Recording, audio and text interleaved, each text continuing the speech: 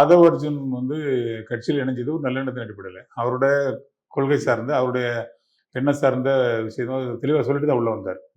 நிறைய கட்சிகள் இருந்தால் கூட, நிறைய கட்சிகளுக்கு நான் வந்து தேர்தல் தொடர்பான வியூக செயற்பட்டலாக இருந்தால் கூட, எனக்கு அம்பேத்கரையும் பிடிக்கும், காந்தியும் பிடிக்கும்.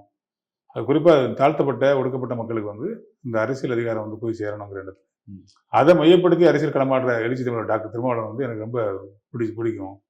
அவருடைய தலைமை ஏற்று அந்த களத்தில் பணியாற்றுறதுக்காக நான் வரேன் அப்படின்னு சொல்லி தான் உள்ள வந்தார்.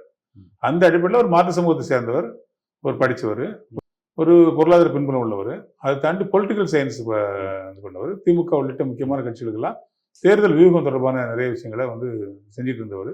இப்படிப்பட்ட ஒரு நபர் நம்ம கட்சிக்குள்ள வந்தா அது நமக்கு ஒரு மாற்றத்தை உருவாக்கும் ஏற்றுக்கிட்டாரு. அந்த அடிப்படையில் தான் ஒரு குறுகிய காலத்துக்குள்ள கட்சிக்குள்ள ஒரு அங்கீகாரம் கொடுக்கணும். இப்போ அவரையும் அவருக்கு சந்தோஷமா இருக்கும், கட்சிக்குள்ளே ஒரு அங்கீகாரம் கிடைக்கணுங்கிற எண்ணத்துல தான் துணை பொதுச் செயலாளர் பொறுப்பு அவர் கொடுக்குறாரு. கட்சியில் வந்து ஒரு 6 மாசத்துலேயே அவர் கொடுக்குறாரு.